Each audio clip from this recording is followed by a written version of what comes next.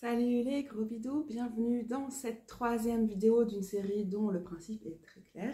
Il s'agit pour chacune des cartes des atouts ou de l'arcane majeur de choisir 5 représentations dans 5 jeux différents qui nous parlent le plus pour une raison ou pour une autre au sujet de cette carte-là. C'est un tag qui a été initié par Massas Musings, si je ne me trompe pas, et les liens sont en bas, tout ça, pour voir toutes les personnes qui participent à ce tag. Ce ne sera pas forcément le cas tout au long de la série, mais jusqu'ici, j'ai pris l'habitude non seulement de vous présenter les cartes qui me parlent, ici par exemple, aujourd'hui, on va parler de la grande prêtresse, papesse, mais aussi d'inclure des textes que j'ai écrits sur cette carte, parce que c'est l'occasion, parce qu'il n'y a pas beaucoup de gens qui lisent encore les blogs. Je vais bien avoir 5 cartes préférées à vous présenter, mais j'ai aussi quelques cartes bonus, et on va commencer par celle-là. Elle est très spéciale, c'est une carte de tarot qui est bonus parce qu'elle ne fait pas partie d'un tarot qui existera un jour. C'est une carte qui a été dessinée par mon amoureuse Rose Butch et conçue principalement par moi au niveau de la présentation des éléments, etc.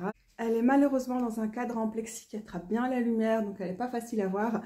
Mais je vais vous lire un texte qui parle de la prêtresse en général et de cette carte-ci en particulier.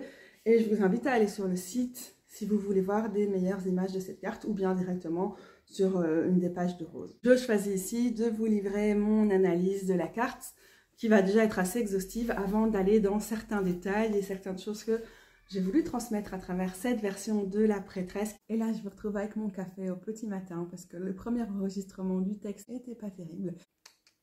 Je pense qu'on atteint un très grand niveau de classe et d'élégance sur ma chaîne maintenant que je fais des vidéos en pyjama.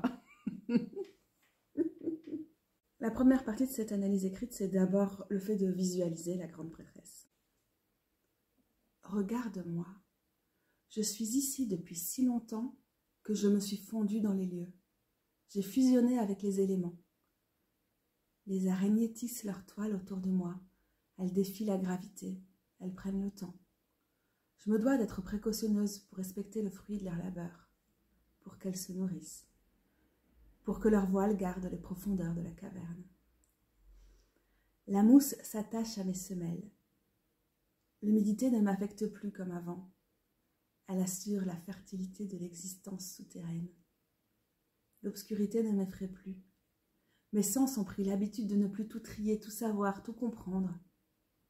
Je ressens. C'est déjà bien assez. Pose-toi sur la roche, sans troubler les stalactites, ni te heurter aux stalagmites. Regarde-moi. Je suis là depuis si longtemps. Nous coexistons depuis si longtemps. Tu connais pourtant bien peu de moi. Tu me sens à peine respirer. Il t'est loisible de m'oublier. Regarde-moi de temps en temps. Trempe tes doigts dans l'eau des profondeurs. Dirige ton regard vers le croissant de lune. Laisse l'ineffable t'hypnotiser, ta mémoire ancestrale te revenir, tes réflexes animaux te conduire, tes connexions se rétablir, l'invisible t'emplir, l'intuition te nourrir. Tourne-toi de temps en temps vers tes instincts sachants, vers ton puits de connaissances que rien ne valide, rien n'invalide, à part la certitude intuitive de ton corps, de tes sens et de ce qui passe leur filtre, ce qui frôle, qui s'appuie, qui coule. Reste là le temps de sentir la puissance, le temps de te sentir changé, chargé. Après cette visualisation, on passe au texte « Comprendre la grande prêtresse ». Impassible, passive, insensible, pas du tout, au contraire. Ok, la grande prêtresse est assurément calme, mais qu'est-ce qu'il y a derrière sa mine imperturbable? Tout comme derrière le rideau tendu derrière elle, c'est tumultueux. Puisque la carte est associée à la lune, c'est inéluctable. La prêtresse est une carte de changement. Nous observons tout un cycle de ce satellite en 29 jours. Les émotions fluctuent. La lune, corps céleste humide, leur trouve du liant. Elle les mélange. Elle colle avec ses fluides les faces et les phases morcelées. Si la grande prêtresse paraît austère, c'est qu'il y a fort à faire. Si elle est inactive, c'est qu'elle est connectée à des fréquences, des mondes, des profondeurs qui exigent un état de concentration absolue. Et elle n'est pas en retrait de ce monde. Sa connaissance des fils qui relient les différents mondes le rend très présent. Et elle prend son temps parce qu'elle ne laisse pas l'urgence des humains et leur pendule capitaliste dicter son rythme. On la taxe d'indifférente, mais en réalité, elle vibre au rythme des secrets. Des secrets, du moins en apparence, dans un monde qu'on s'est évertué à désenchanter. En vrai, rien n'est plus simple que de se laisser glisser sur les fils entre les mondes, de briller dans les interstices. Il suffit d'accepter le calme, la non-consommation du savoir. Accueillir la fermentation du savoir, devenir champignon, cet invisible nécessaire à la vie sur Terre. On ne peut se hâter pour accéder à ces connaissances. Elles sont dans le vol des oiseaux migrateurs, au fin fond de nos rêves, dans l'humus de nos forêts, dans la mousse sur les parois de la grotte. Elles sont versatiles. La vérité d'aujourd'hui se fera sans doute bousculer par celle d'hier, remontant des tréfonds, ou encore engloutie par les vagues de celle de demain. La prêtresse est une créature liminale. Il est gardien de la multiplicité. Il se tient en passage entre les dualités. Il nous invite à les comprendre pour mieux les abolir. Tandis que la magicienne, démultipliée à l'envi, la prêtresse observe les multitudes de subtils qui se déploient. Tandis que la magicienne faisait activement office de médium, la prêtresse regarde passer les courants. Il les lit, il les relit occasionnellement. Il est le lieu de rencontre, le croisement, la convergence. Dans cet espace-temps, la patience est de mise. Les frontières sont floues. Les marqueurs spatio-temporels sont confus. Les piliers ne maintiennent rien du tout. Ces stalactites et stalagmites racontent le temps long. Les danses interespèces sont perceptibles. Les modes de communication plus qu'humains et ancestraux sont privilégiés. Ici, le cartésianisme et autres idéologies de la séparation ne passent pas le seuil. Elles doivent être dissoutes. Ici, la primauté humaine s'évapore. Bienvenue dans la réalité de l'animisme. La perception change. Derrière le voile de la suprématie de la pensée, des hiérarchies et de la dissociation, le monde dont nous faisons partie est animé tout entier. Face à la grande prêtresse, nous ne pouvons plus l'ignorer. Et voilà donc comment Rose a représenté la grande prêtresse que je me représentais dans ma tête. Donc déjà, comme vous aurez vu, c'est un autoportrait de Rose. Et c'est déjà un élément assez important à communiquer pour moi parce que j'ai l'impression que dans certaines traditions, surtout francophones, autour du tarot de Marseille, on peut avoir vraiment des clichés antiféministes et lesbophobes autour de la grande prêtresse, du genre elle est pas baisable, elle est infertile, des trucs vraiment genre dégueux. Mais et que genre c'est pas questionné que en fait implicitement derrière tout ton truc, cette pensée psychanalytique ridicule et tout, bah on a tous les clichés lesbophobes que la psychanalyse véhicule depuis maintenant plus de 100 ans. Et du coup pour moi mettre une butch, hein, donc une lesbienne qui s'approprie certains codes de la masculinité. Enfin, Rose ne dirait pas en tout cas que être butch c'est être masculine, ça dépend vraiment des butch, mais c'était déjà un truc assez important aussi. C'était aussi important d'avoir une personne plus âgée parce qu'on présente souvent l'hiérophante, le pape, comme une personne plutôt âgée et la papesse assez rarement. J'ai l'impression que souvent quand on veut se représenter dans des cartes, on choisit des cartes dans lesquelles on est profondément à l'aise. Je pense pas que Rose est particulièrement à l'aise en prêtresse, mais c'est justement aussi intéressant d'inviter cette facette de soi à se faire une place, puisque je pense que la prêtresse, c'est aussi en partie une facette de nous. Pour ce qui est du voile de la prêtresse qui est incarné ici par le fil des araignées, dans une caverne, c'est quelque chose que c'est une idée qui m'est venue directement comme, mais c'est la grande prêtresse, dans le livre de David Abram qui s'appelle en anglais The Spell of the Sensuous et en français Comment la Terre s'est tue. Donc c'est un bouquin essentiel sur notamment avec toutes les questions d'animisme et tout ça.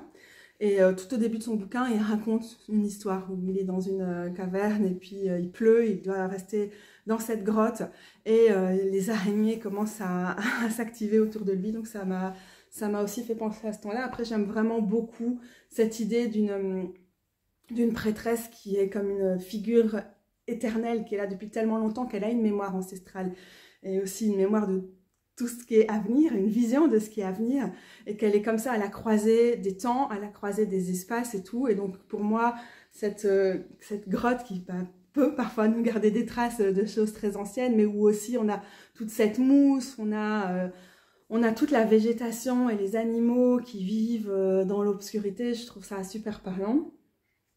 Elle a les pieds dans l'eau évidemment, et l'humidité n'est pas quelque chose qui l'affecte ou qui l'ennuie, mais quelque chose qui fait juste partie du lieu, et comme elle est capable d'être dans le lieu, ça fait aussi partie d'elle. Donc c'est aussi une référence avec les stalactites et les stalagmites aux piliers qu'on voit sur des images plus traditionnelles de la prêtresse, mais que je n'ai pas choisi de représenter comme telle. Et donc on a le clin d'œil et en même temps une refonte. On a choisi un code couleur avec plutôt du mauve parce que j'aime bien cette couleur comme couleur de l'intuition. On a quand même choisi le croissant de lune parce que ça fonctionne toujours. Moi, je l'aime toujours. Et puis, il faut une représentation de la lune sur cette carte. Et la question du secret ici à travers ce joli cadenas de Butch à sa taille. On en reparlera certainement dans le choix d'autres images. Oh, j'adore. Évidemment, c'est ma préférée. Mais comme elle ne fait pas partie d'un tarot, c'est une carte bonus. Et petit clin d'œil, si jamais vous souhaitez exposer cette carte, vous l'achetez ou quoi, voilà, n'hésitez pas, prenez contact avec Rose. Elle n'arrive plus à créer en ce moment, mais c'est une artiste de talent, de génie, qui mérite d'être plus connue et d'être plus visibilisée. Au fait, je profite que Rose soit sous la douche pour filmer cette vidéo. Du coup, j'ai l'impression d'un peu courir à travers le temps, d'être un peu essoufflée comme ça. On va dire, vite, il faut que j'y aille. Courir à travers le temps, courir après le temps, comment on dit? Courir après le temps, c'est ça? Je sais pas, à travers les temps. Après, c'est très grande prêtresse, alors peut-être que c'est un lapsus tout à fait ok dans le contexte de cette vidéo. J'ai potentiellement encore d'autres textes que je profiterai bien pour lire, qui me permettent aussi de faire le lien avec certaines images de la prêtresse que j'ai pas forcément choisi de vous montrer aujourd'hui. Si c'est le cas, si je lis ces textes-là, ce sera à la fin de la vidéo. Là, je vais pas vous embêter à vous remettre du texte et du texte dans cette première partie. Dans mes 5 cartes, j'ai choisi la prêtresse du Spacious Tarot. J'aime beaucoup la simplicité de ce tarot spacieux qui nous permet de visualiser avec très peu d'éléments quelque chose de très essentiel dans la carte et qui nous transmet du coup un message sur la carte en peu de choses. Donc déjà, on a les marées qui nous font penser à la lune et puis à ces flux, à cette espèce de permanence dans ce qui est pourtant toujours en changement. Et ça peut faire penser à des citations comme celle d'Octavia Butler, God is change, donc le divin, c'est le changement finalement. Et donc il y a quelque chose de très chouette là. Moi, je suis assez pour aussi des interprétations de la prêtresse qui sont peut-être assez basées sur l'intuition, sur la divination et tout. J'ai pas de problème avec ça. Et donc j'aime aussi beaucoup le fait d'avoir l'espèce de coquillage. Et là tout de suite j'ai pas son nom en tête, mais qu'on peut mettre à l'oreille pour entendre les murmures et qui va amplifier les murmures de notre intuition, des autres mondes, de l'invisible, du divin, de la lune, on ne sait pas, mais en tout cas cette fonction d'amplificatrice des choses qu'habituellement on n'entend pas, qui habituellement restent dans les profondeurs et n'arrivent pas à la surface, je trouve ça aussi vraiment très chouette. On a l'impression d'avoir à la fois la perle d'une huître et voilà, quelque chose de très précieux, et dans évidemment ce qui est avant tout le reflet de la lune. Donc on a aussi une référence aux magiciens et à d'autres cartes avec ce principe, hein, comme en haut, en bas, le fait d'avoir des liens et des interdépendances entre le microcosme et le macrocosme, qui est vraiment chouette. Et donc on a à la fois cette référence-là au mouvement de la Lune et la Lune, donc les marées dictées par la Lune et la Lune. Puis on a l'univers, hein, avec ici toutes les petites étoiles qu'on voit autour. Donc on a aussi cette possibilité en un instant, en un espace-temps, dans un moment de divination ou de forte intuition, de pouvoir contenir tellement de multitudes et tellement de possibles aussi, et cet infini qui nous revient, qui est aussi quelque chose qu'on a pu voir, hein, avec le fou et avec le magicien sous des aspects différents. Donc c'est clairement une version de la carte que j'aime bien. Je reprends cette vidéo le lendemain et je ne suis pas certaine d'avoir dit tout ce que je voulais exactement dire, en particulier sur la carte que Rose a créée. Mais bon, je continue et puis on verra ce qui émerge par la suite. Et là, j'ai oublié de faire un truc, donc je l'enregistre après, je vous le dis. Attention, sur cette carte, il y a potentiellement des araignées et autres petits insectes ou serpents. Donc si vous n'aimez pas ça, je vous préviens, suivez peut-être le chapitrage pour ne pas regarder cette image. Et je continue avec ma deuxième carte de la prêtresse, qui est celle du Antique Anatomy Tarot. Ça, c'est l'édition éphémère, qui était une édition indépendante. Mais je pense que c'est la même dans la version mass market. Dites-moi en commentaire si je me trompe. Et ce tarot existe aussi en français. Il est paru sous le nom de Tarot du bien-être.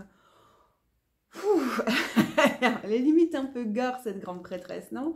Ok, c'est pour ça que j'aime bien. Et vous allez voir dans les cartes que je vais vous montrer des éléments qui sont susceptibles de m'avoir inspiré aussi pour ce que j'ai ramené dans le processus créatif de Rose avec notre grande prêtresse. On a déjà l'idée du temps avec un crâne. Après, évidemment, le squelette, le crâne, les os, c'est un terme récurrent de ce tarot-là. Donc, c'est peut-être pas quelque chose qu'il faut mettre énormément en avant là. Ce qui est intéressant, c'est quand même d'avoir, malgré ça, malgré cette notion de quelque chose de très vieux, de très ancien, qui vient de très profondément, on a encore un œil qui fonctionne au milieu de ce crâne. Et je trouve ça vraiment... marquant. Alors on dirait que le crâne a été coupé au niveau du cerveau, ce qui a de ce côté-là quelque chose d'assez trigger si on fait un peu attention à ça, parce que ça nous évoque beaucoup d'histoires, d'éléments historiquement compliqués. On a aussi quelqu'un qui a clairement un nombre de dents surnuméraires très important, ce qui me fait penser au domaine du rêve. J'ai l'impression que rêver de perdre ses dents, rêver de choses autour des dents, tout c'est quelque chose qui sont des motifs assez récurrents dans les rêves. Enfin, je ne parle pas juste de moi là. Hein. Dans les plantes qu'il y a ici au-dessus, je vois de l'armoise avec certitude, je vois du trèfle, je vois quelque chose qui ressemble à l'alchimie, mais c'est peut-être pas de l'alchimie. Alors là, je ne sais jamais, puisque dans le domaine des plantes, quand les noms viennent du grec, une fois sur deux on prononce CH ou une fois sur deux que. Donc, après je dis n'importe quoi. Ok, peut-être que c'est de l'alchimie et ce serait inspirant, mais j'en suis pas certaine. Ça me fait penser à d'autres types de plantes qu'on voit aussi, le bord des fossés et tout ça. Je retiens l'armoise, mais j'en parlais pour une autre carte. Mais donc c'est aussi une plante divinatoire par excellence. Bon, en fait, finalement, j'en parle maintenant. Une plante qui est au niveau du domaine du rêve, des limites, hein, à la limite des hallucinations, qui favorise en tout cas cette espèce d'état second, ou en tout cas un état de conscience modifié où on peut lâcher prise au niveau de tout ce qui est trop de l'ordre du mental, du réfléchi, du trop déconstruit, du trop de présence cérébrale, et qui nous permet de nous connecter à une autre partie du cerveau qui est nettement moins blablabla, et qui nous permet d'accéder à toutes ces petites voix, ces murmures. Hein, on est de nouveau sur ce domaine de l'invisible, et je sais pas, j'ai pas l'impression de pouvoir dire quelque chose de très général, parce que j'ai l'impression que cette façon de se connecter à notre intuition ou à tous les murmures qui nous débordent, ça dépend tellement d'une façon à l'autre, d'une personne à l'autre, qu'il n'y a pas vraiment de règles à donner de ce côté-là. Moi, je dirais qu'au niveau, par exemple, de comment je me connecte à l'intuition, par exemple, si je réalise des tirages de tarot pour d'autres personnes et tout ça, je dirais qu'avant tout, c'est de la clairsentience pour moi, donc... ça va, Bablut? Bablut s'en sort. Et donc, c'est vraiment au niveau du ressenti, à quel endroit du corps les choses vont s'activer. C'est quelque chose qui... C'est aussi un peu la claire... comment on appelle ça? Claircognance? Non, c'est en anglais? Je ne sais plus. Mais vraiment, le fait de savoir à certains moments, parfois c'est de la clairaudience, pas dans le sens où j'entends des mots, mais des mots me viennent. Et des mots qui... dans mon langage, dans ma bouche, ne sont pas des mots que je vais utiliser souvent ou avec lesquels moi je vais avoir plus de précautions, et ils sont là. Et voilà, je ne sais plus pourquoi je disais ça, mais il y a quelque chose là-dedans qui est très propre à la grande prêtresse aussi. C'est pas une question de don hein, pour moi, parce que quand on parle d'éclair, on parle souvent de don, cette capacité, le plus emblématique étant la clairvoyance, cette capacité à voir... d'une façon présupposée, on imagine toujours c'est le futur, mais en fait c'est beaucoup plus que ça, ou beaucoup moins que ça, enfin, c'est tellement d'autres choses que le futur quoi finalement. Mais je crois pas que c'est des dons, je pense que c'est vraiment une façon d'activer des canaux, des lieux de passage, des lieux de collecte d'informations qui ne sont pas ceux où on a l'habitude d'aller collecter l'information. C'est aussi ce que je disais dans mon analyse de la grande prêtresse, c'est qu'elle met au cœur de nos vies et de nos pratiques des savoirs qui ne sont pas les savoirs qu'on a le plus l'habitude d'aller chercher, comme on verra peut-être plus tard avec la question de la carte du pape ou de l'hiérophante.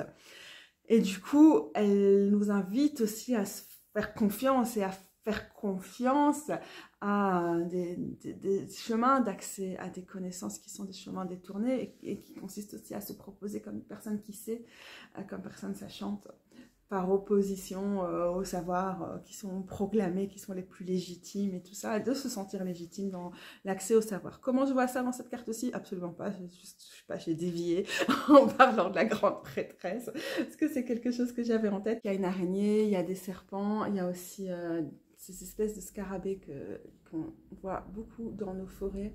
Je sais jamais trop à quelle espèce ils appartiennent. Enfin non, je ne retiens pas en fait. Je google la chose et puis je ne le retiens pas. Donc voilà. Il y a aussi avec eux la capacité de... Donc ils vont beaucoup se nourrir dans les merdes des animaux. Et donc cet aspect d'aller chercher aussi dans la transformation dans les matières fécales. Donc à ne pas hésiter aussi à aller vraiment dans le plus profond, dans le moins lisse, qui est propre à ces animaux-là et qui sont nécessaires à la vie aussi, parce qu'ils sont nécessaires à la transformation. Et voilà. Ça me plaît beaucoup avec la prêtresse, et c'est des choses qu'on peut voir aussi dans d'autres cartes, mais j'aime beaucoup cette interprétation. Je la trouve très inspirante et je trouve que c'est aussi pour moi une invitation à aller dans la cave, dans la caverne, aller au fond de la caverne de la grande prêtresse et d'aller écouter tout ce qui bouge sur les parois, hein, de toucher les mousses, avoir une expérience très tactile avec la prêtresse. Et ça me fait penser au style de visualisation et de méditation que je peux faire aussi avant et après des tirages de tarot pour autrui par exemple, ou même parfois pour moi-même, pour aller dans cet endroit où il se passe des choses et où on s'ouvre à certaines choses. Mais je n'ai pas forcément envie de parler de mes pratiques perso en long et en large. J'ai choisi la carte du Herbcrafter Tarot, qui est donc un tarot de plantes, de l'art de travailler avec les plantes, et qui a choisi aussi de lier cette carte à l'armoise. Vous avez compris, c'est une plante que j'aime beaucoup et c'est du coup une association qui me plaît énormément. On a quelqu'un qui fait des espèces de petites fioles magiques, on dirait qu'on a du sel. On a, là, je sais pas, je n'ai pas repris le texte pour voir ce qui était noté. Peut-être un encens qu'on vient de préparer. Ici, on a le symbole de la lune, mais dans une espèce de petit charme qu'on pourrait mettre dans notre sachet magique. On a un petit papier. On a aussi de l'églantine, de l'églantier, rosa canina, enfin des boutons, pas des boutons, on n'appelle pas ça des boutons, des trucs de rose, des trucs, des bidules, des machins. Donc je trouve ça chouette parce que c'est aussi ça qui va remplacer, dans certaines images, on a l'idée d'avoir la grenade, qui vient ailleurs d'ailleurs dans ce tarot-là, pour symboliser aussi l'autre monde, le monde d'en bas, et la fertilité qui peut y avoir derrière les apparences. D'ailleurs, peut-être je vous en parlerai après aussi avec une autre bonus qui est une création ici de rose en broderie de la grande prêtresse. Et donc là, quelqu'un est en train de se mettre avec des points qui sont absolument pas parfaits ni rien, à refermer son petit sachet magique avec de l'armoise et tout, qui est ce que probablement cette personne va mettre sous son oreiller pour favoriser les rêves et ces moments où on n'est plus tout à fait dans... où on est entre les mondes et que du coup, d'un pied dans différents mondes, on peut recevoir les messages. Donc d'être aussi à la croisée des mondes, qui sont tous là, mais que souvent on a tendance à ne pas voir d'après moi. Du coup, je suis un peu dans le côté wouhou avec cette vidéo aussi, parce que pour moi, la grande prêtresse, c'est aussi forcément quelque chose de l'ordre de... Attends, je suis fatiguée, c'est la fin de la matinée, c'est l'heure de mon coup de pompe. Attendez, je vais réussir, parce que tout à l'heure j'avais réfléchi à ça, j'avais des mots pour ça. Je pense que c'est peut-être quelque chose comme le moment où on suspend notre puissance en tant qu'humain qu'humaine, qu'on avait quand même bien buildé là, on était avec la magicienne, et d'un coup avec la prêtresse, tout ça vient se poser. On n'est plus là avec notre ego démesuré, avec vraiment cette confiance en nous-mêmes, en notre légitimité, en notre pouvoir. Et on arrive en mode, on est aussi capable de se comprendre comme faisant partie d'un tout. Et du coup, cette infime partie qu'on est dans les écosystèmes, on se met à l'écoute. Et on verra avec la carte de l'ermite qu'il y a des points communs et que je travaille aussi à démêler les moments où... c'est quoi la différence entre l'ermite et la grande prêtresse là-dessus, puisque mon interprétation de la prêtresse peut nous rapprocher de l'ermite, mais je pense que j'avais enregistré une vidéo avec un texte sur l'ermite déjà, donc je mettrai les liens. En fait, c'est un lien avec la carte, ou peut-être pas, mais c'est un truc que j'avais en tête tout à l'heure. Je me suis dit, il faudrait que je fasse une vidéo autre après avoir fait celle sur la prêtresse, peut-être parce que c'est intéressant comme sujet. C'était, je pensais aux personnes qui disent, moi je tire les cartes d'une façon très cartésienne. Ben déjà, le cartésianisme, c'est une idéologie de la séparation, de la domination et genre de la dissociation, enfin, genre, je sais pas pourquoi on a envie de se mettre derrière cette idéologie dans toute, c'est un peu genre, alors, ma blanchité, tous mes privilèges et tout sont là, moi je lis les cartes avec cartésianisme. Et en fait, je comprends ce que les gens veulent dire, hein, c'est pas que j'ai du jugement pour ça ou quoi, c'est, voilà, je fais une interprétation assez mécanique des cartes, moi je reste quelqu'un de rationnel, et donc, gna gna, mais t'es genre, en fait, tu tires des cartes, tu les mets devant toi, et tu penses que l'ordre dans lequel elles sortent et tout, ça a un sens, et que dans le hasard d'aller chercher dans les 78 cartes, 3, 4 cartes ou une seule, ça a vraiment une signification, que ce soit celle-là qui sortent à ce moment-là, et comment tu les interprètes entre elles. Enfin, comment tu peux après faire genre, mais attention, mais rassurez-vous, hein, parce que vraiment, ma façon de lire les cartes était très cartésienne, genre. Mais non, mais enfin, moi je pense qu'une partie du plaisir de lire les cartes, et je suis tout à fait ok s'il y a des gens qui lisent les cartes d'autre façon, mais juste là je pointe un truc qui me paraît un peu ne pas tenir. Mais moi aussi, hein, dans mes interprétations, dans ce que je vous raconte de ma pratique, il y a plein de choses qui tiennent pas, hein, pas de problème. Hein. Mais c'est ce truc de dire... en fait, il y a quelque chose de forcément magique, il y a vraiment quelque chose qui vous invite à suspendre votre croyance en un monde désenchanté, au fait que rien n'est animé, que rien n'a de vie, et en votre surpuissance humaine, à partir du moment où vous acceptez d'aller devant un bout de papier et de les tirer comme ça et se dire « Ah ouais, non, mais il y a quelque chose qui sort de là. » Donc rien que ça, en fait, c'est déjà croire qu'il y a une animation, ou des synchronicités, ou qu'il y a une force, qu'il y a quelque chose d'autre que vous, ou bien que vous croyez vraiment dans votre capacité à, comme ça, genre, j'ai sorti des cartes, mais non, mais voilà, forcément, en fait, à ce moment-là, on n'est pas dans un truc de savoir hégémonique, de toute puissance de l'humain, désenchantement du monde et tout. On est forcément, au moment où on tire les cartes, il y a de la magie juste parce que le temps qu'on soit devant notre tirage, on suspend notre besoin de comprendre, de rationaliser et tout, et on croit qu'en fait,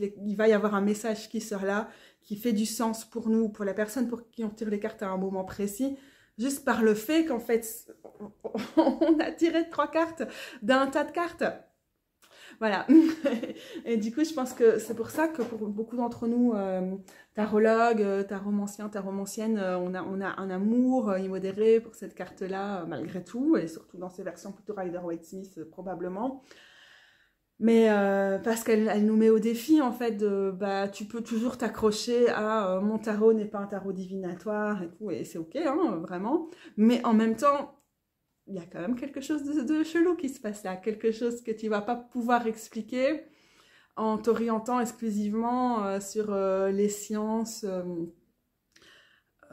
les plus dures, en fait. Et c'est ok, c'est ok, c'est ok, c'est très bien. Et parce que parfois on a aussi cette tentation dans les trucs un peu masculins et tout ça, les sphères ésotériques à la masculine et tout, de faire genre, oui mais moi, ma démarche est complètement scientifique et tout ça, je m'appuie sur des années de recherche, et quand tu vois leur truc, en fait, il n'y a pas de méthodologie scientifique, ça tient pas ton délire. Mais c'est pas grave. Mais au moins, essaie de pas te faire genre, attendez, moi, hiérophante, je ne suis pas comme chez Bonne Femme qui tirent les cartes et qui font la voyance et tout ça. Moi, mon système tient je vais vous le prouver par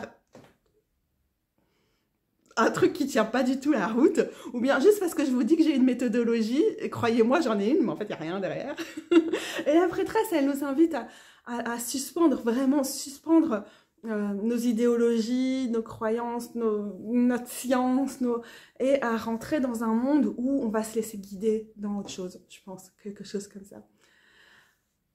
Bon, en l'occurrence, quand je parle de ces mecs-là, oui, je les juge. Mais je ne juge pas les gens qui prétendent tirer le tarot de façon rationnelle. Pour le coup, voilà, chacun a son approche. Mais j'espère que la prêtresse, parfois, les invite aussi à à accepter le mystère et à accepter ce qu'on ne sait pas, ce qui va peut-être ce qu'on ne peut pas comprendre, ce qui va peut-être faire une référence aussi au secret ici avec la prêtresse dans l'Office Spirit Tarot. En français, c'est le tarot inclusif.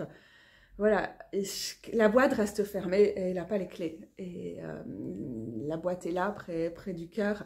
Et en fait, il y a une partie de son art, une partie de ce qu'elle écoute, une partie de ce qu'elle reçoit, qu'elle n'a peut-être pas vocation à comprendre ou à essayer d'enfermer. Son livre est-il ouvert, est-il fermé? Moi, je préfère les prêtresses sur lesquelles il n'y a pas des grands bouquins, comme ça, un peu, encore une fois, occultistes et tout. Elle est juste... Elle n'a pas besoin de bouquins, en fait. Elle n'a pas besoin de garder, elle n'a pas besoin de garder les secrets. Et c'est même plus des secrets, parce qu'elle accepte juste, je pense, qu'il y a une part du fonctionnement de la chose à laquelle elle ne va pas accéder.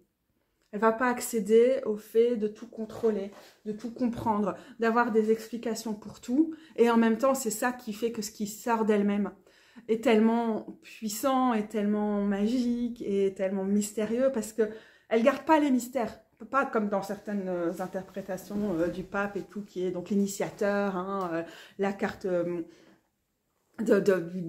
oui, de la personne qui nous initie à des mystères qu'il faudrait forcément être initié, passer par tant d'étapes pour y accéder et tout. On va démystifier ça, bien sûr, quand on parlera de la carte du hiérophante, évidemment. Mais en tout cas, la prêtresse, elle est définitivement en train de nous faire genre... Le secret, c'est juste d'y croire. Le secret, c'est juste de créer cet espace. Ou même pas, c'est d'accepter qu'on puisse être dans des espaces-temps qui défient notre rationalité. Donc ici, on a la faucille. On a une récolte. J'ai envie de dire que c'est de la lavande, mais je vois bien que c'est pas de la lavande. On a aussi les grenades. C'est des symboles que j'aime bien voir là, mais j'aime surtout ce côté que la personne a l'air d'être complètement détendue, et que c'est aussi parce qu'elle est détendue et qu'elle ne va pas s'accrocher au fait de tout savoir, et que du coup, elle peut faire aussi de l'espace pour tout ça. Enfin, je trouve ça vraiment merveilleux. Et donc, du coup, je vais passer directement à ma carte bonus suivante.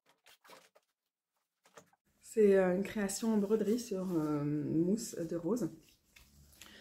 Et j'avais essayé de lui donner des idées pour travailler là-dessus. Puis elle est partie dans une voie complètement différente qui ne correspond pas forcément à ce que je vois souvent dans la grande prêtresse. Mais en même temps, je trouve ça assez aussi fabuleux, justement, de travail de canalisation à travers le tarot que peut faire Rose.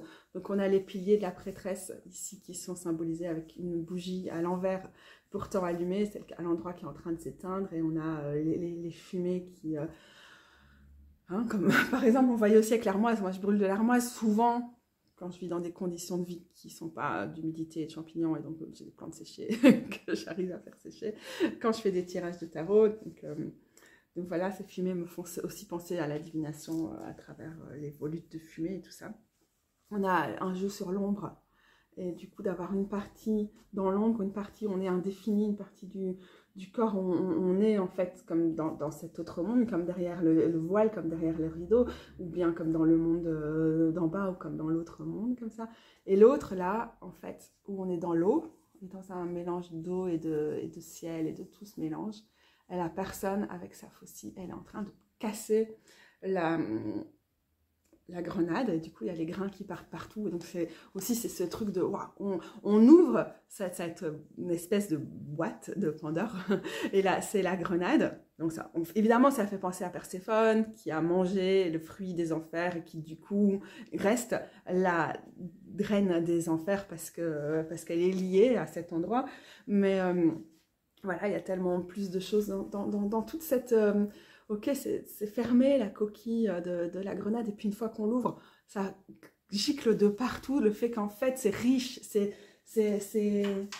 c'est grouillant, c'est fertile, mais c'est un monde qui demande de... voilà, on accède et on se laisse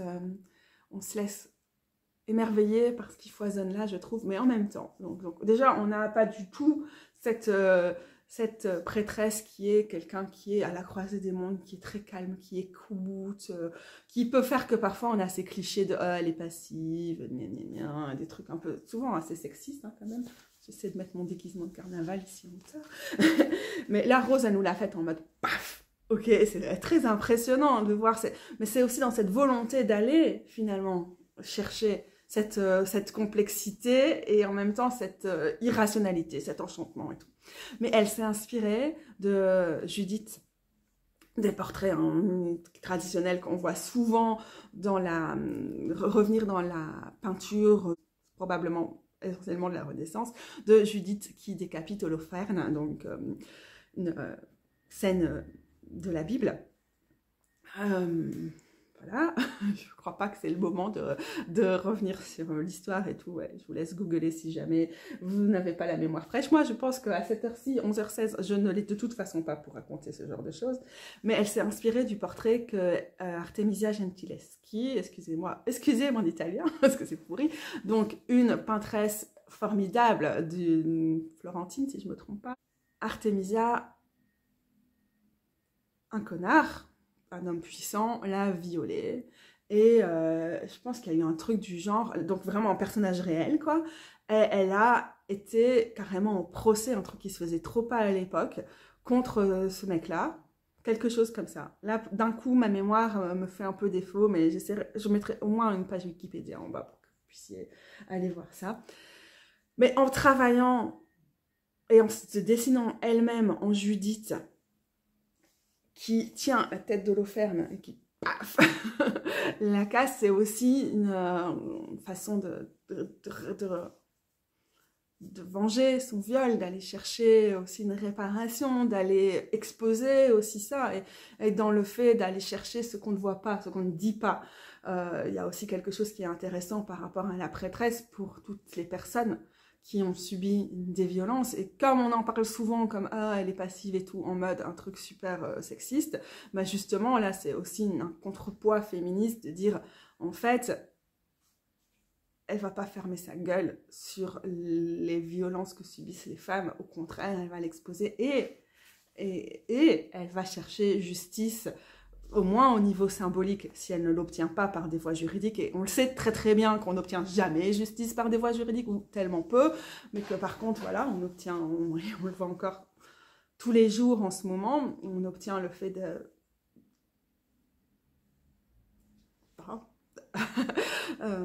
toutes les voix qui s'élèvent pour juger les victimes, etc. etc. Enfin, c'est vraiment terrible, c'est tellement terrible ce qui se passe en ce moment que... Là, j'ai du mal à trouver ma voix, mais j'ai l'impression que cette prêtresse-ci, dans la version de Rose, elle nous propose une voix aussi par rapport à tout ça. Et peut-être de la place pour la complexité du trauma,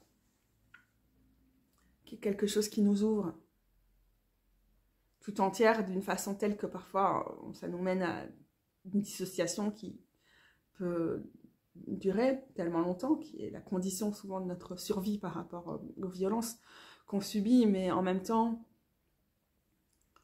on ne peut plus ne pas avoir accès à un monde après le traumatisme. C'est pas évident, parce que c'est un peu l'heure où je suis crevée, et en même temps, je dois profiter du temps que j'ai ici à la maison pour parler de tout ça, et j'ai mal à la tête. Mais je repensais aussi à ça tout à l'heure, hein, je réfléchissais à la question de don, par rapport au fait de tirer les cartes et tout ça. Je pensais pas forcément à la prêtresse, mais je pensais à ça. Qu'on aime bien parler don, je pense, et pas un terme judicieux souvent, mais en même temps, je trouvais que c'était assez intéressant de se réapproprier le terme de don, dans le sens, en fait, on nous donne quelque chose, on reçoit des messages. On ne sait pas toujours d'où, mais pour moi, c'est pas juste se connecter à l'intuition, et même si c'était ça, on reçoit quelque chose en soi qu'on peut transmettre dans notre analyse des cartes. Donc, par exemple, quand j'écris d'une façon libre ou automatique et tout, en général, je me laisse porter quoi, par des messages qui passent à travers moi, et ce don, c'est le don du message. Et souvent, c'est un don assez empoisonné, il faut le dire comme c'est, quoi. Et j'ai trouvé qu'il y avait quelque chose de l'ordre, donc c'est pas un don dans le sens, c'est quelque chose qui est inné, qui nous sort du lot, qui fait qu'on est talentueuse ou des trucs comme ça. C'est pour moi le don dans le sens qu'il y a quelque chose qu'on reçoit et qu'on donne, mais qui nous est donné et puis que nous on donne. Si jamais on tire les cartes pour d'autres, ou bien qu'on se donne à soi-même aussi, quoi. Et j'avais cette idée qu'en fait, selon les personnes, c'est plus ou moins facile d'accéder à ça, mais que dans mon cas, je dirais que c'est quelque chose que dans l'enfance, depuis l'enfance, il y a eu plein de moments où j'étais connectée à ça, où ce canal, ce passage était ouvert et où je pouvais accéder à l'invisible. J'en parle comme ça par facilité, tout un monde à travers.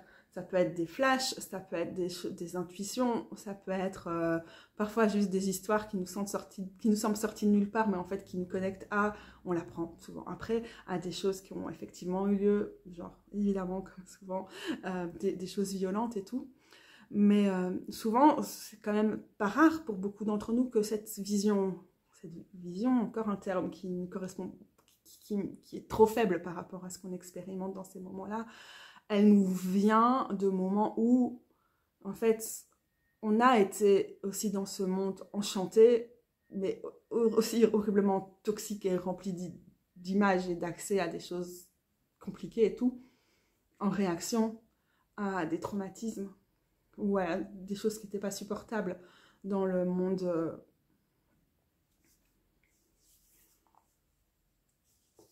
Vous voyez ? Je sais pas expliquer mieux, là, franchement. Peut-être je suis certaine qu'à des moments, je saurais expliquer ça mieux, mais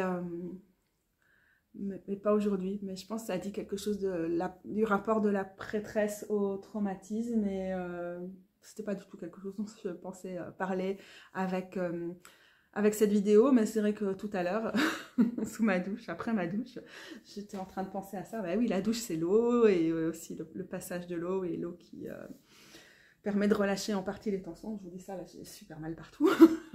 J'ai tellement de tension dans le dos que j'ai la mâchoire qui a besoin de craquer.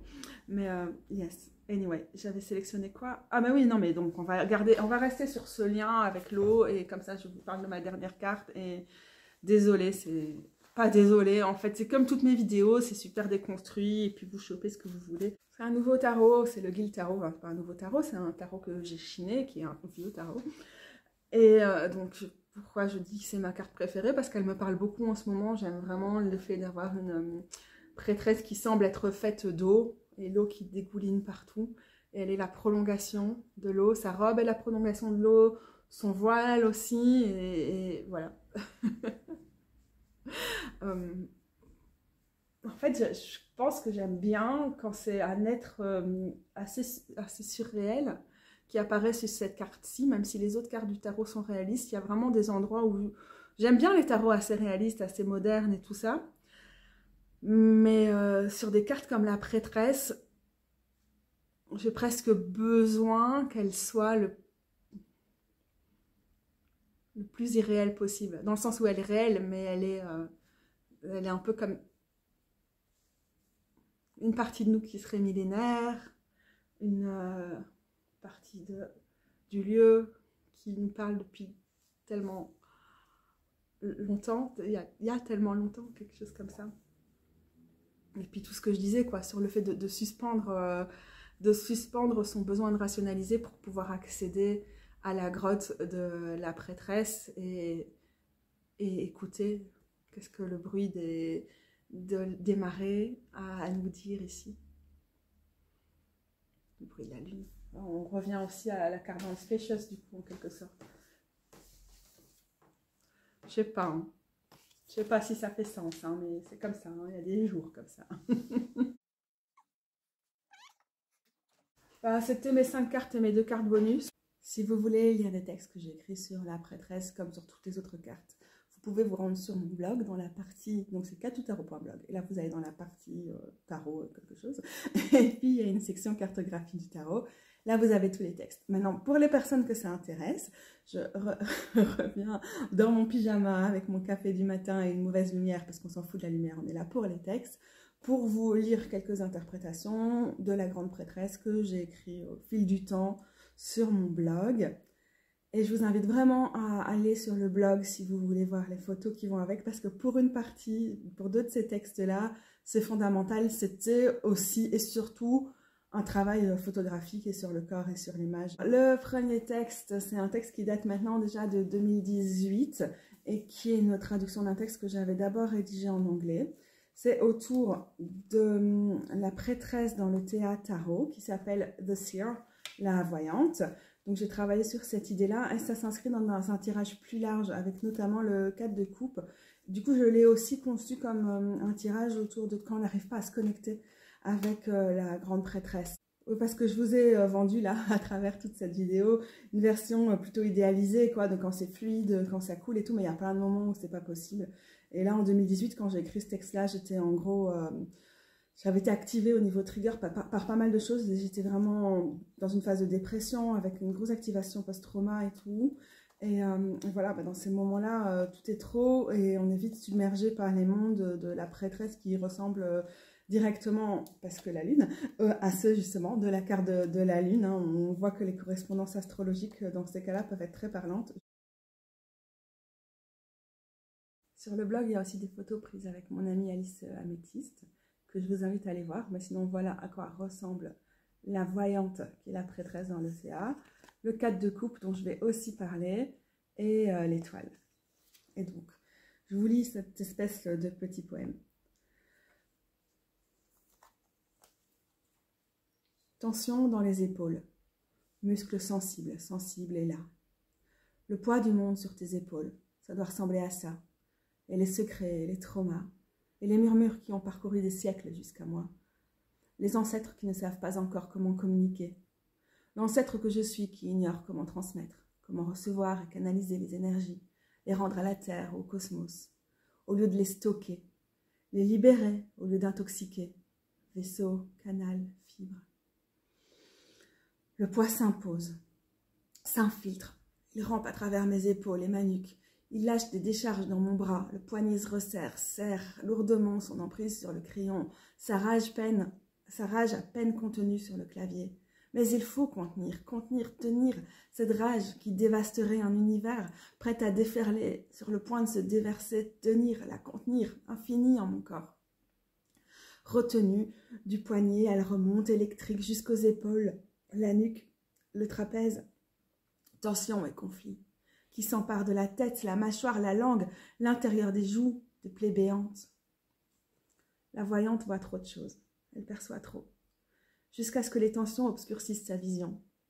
Réceptacle, perception, non dit. Et elle ignore comment écrire, et elle est parasitée, ça grouille, ça reste coincé. Pendant des années, j'avais un processus d'écriture automatique compulsif, entêtant, addictif. C'était pas un truc de médium, c'était pas des contenus qui avaient du sens sur le coup. Ils étaient comme détachés de moi, dissociés. C'était pour moi des histoires et des voix qui peuplaient bruyamment un monde inconscient. Elles devaient sortir de façon compulsive, irrésistible et doublée d'une fascination morbide. Je vivais dans la solitude et dans l'autodestruction, au plus près de contenus mystérieux.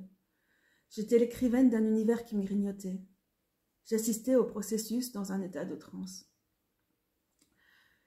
Jusqu'au jour où je n'ai plus pu me permettre cet état. Jusqu'au jour où je n'ai plus supporté l'isolement. Jusqu'au jour où je me suis frayé un passage dans ce processus.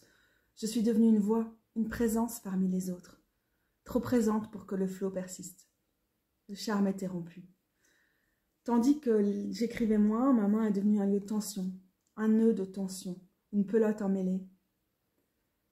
Sous-tendant la posture de la voyante sur la carte, une concentration intense, localisée dans les épaules, appuyée, imprégnant ses muscles, marquant sa peau, et cependant fluide, ne nécessitant pas le moindre effort. Je me pose parfois dans le noir, 4 de coupe. Je m'assieds avec ma tasse, en contemplation, en mouvement dans la nuit. Dans ces instants de flottement, je laisse tout venir à moi, paisible, gestionnaire de mon isolement, sereine.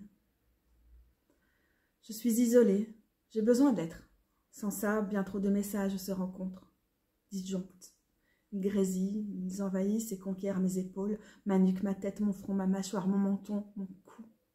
Alors que posée dans la nuit, bercée dans un bain, tout cela coule, un flux à capter, des couleurs, des étoiles, de l'eau, de la sagesse, des absurdités, des cris, des chansons. C'est alors que je me sens entière, quand je ne sais pas de dissocier les choses. Moi, les voix, les énergies, la peau, les poils, les muscles, les étoiles, les vies, les êtres. Les tensions coulent. C'est la grâce, pas la rage, qui se déverse. L'étoile.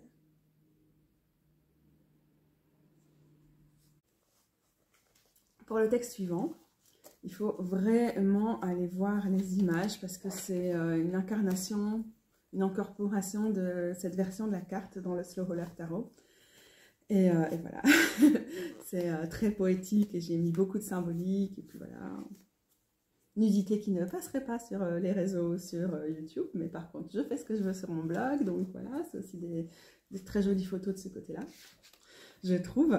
C'était le moment où aussi mon artivisme de la grosseur passait beaucoup par l'expression à travers le corps, le nu, les selfies, tout ça. Page que j'ai tournée parce qu'on évolue, hein. Mais en tant qu'artiste, je sais pas que c'est pas important pour moi, mais bon, ça n'a plus de sens dans le brouhaha des réseaux sociaux. Et vous verrez, après c'est le texte suivant, on va continuer à parler de ça parce que la prêtresse, elle est quand même un peu taiseuse par rapport à ce brouhaha.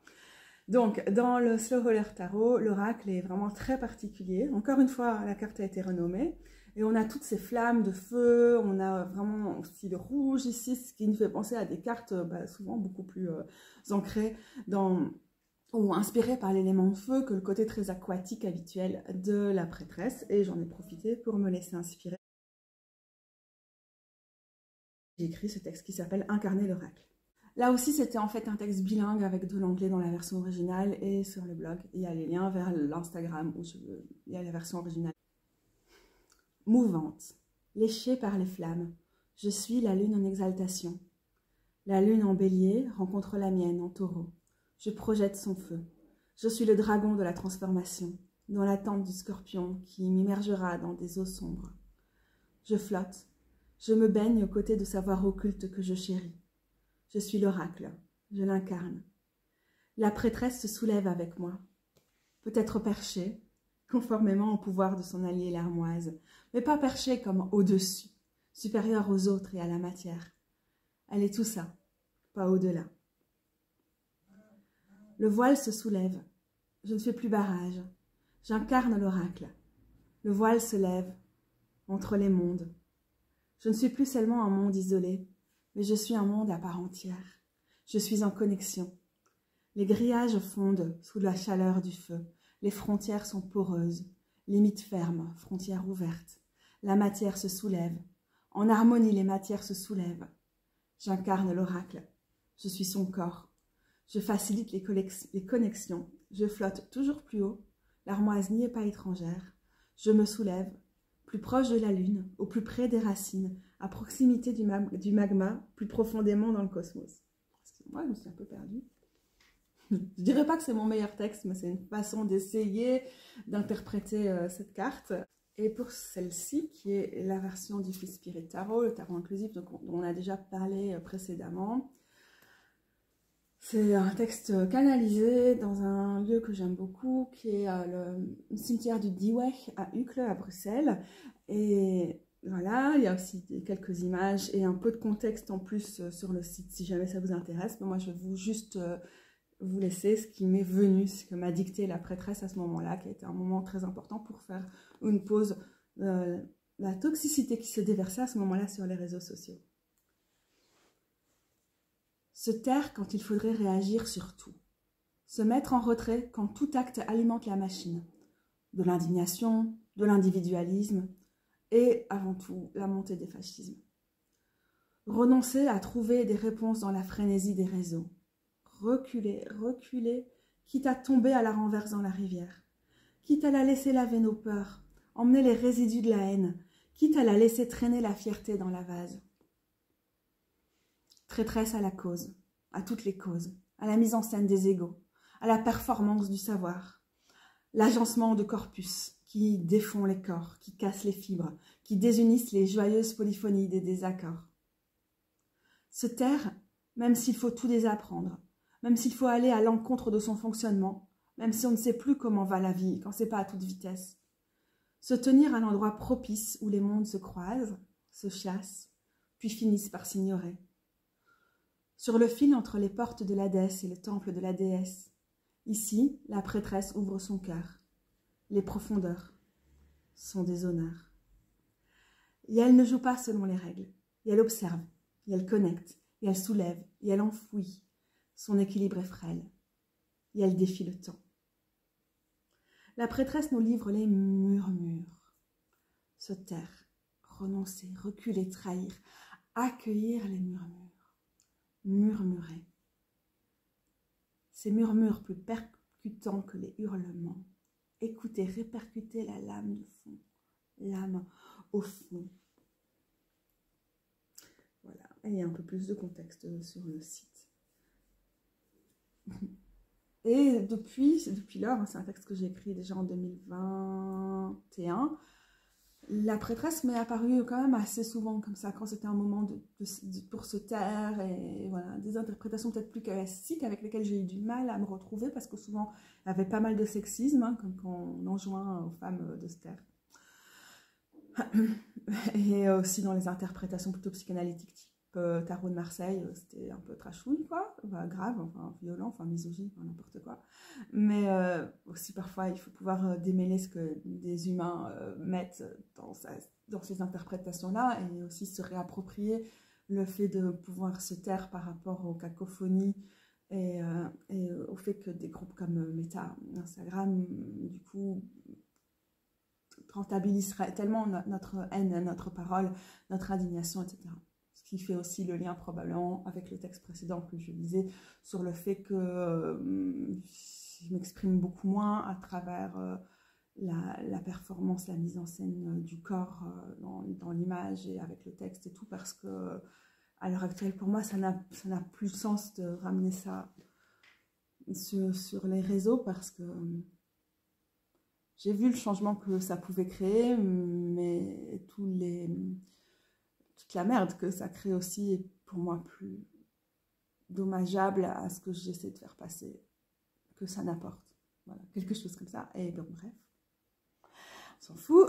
Il est temps pour moi de vous dire merci, les gros bisous, et à très bientôt pour la carte suivante, du coup, qui sera l'impératrice, qui est une de mes cartes préférées.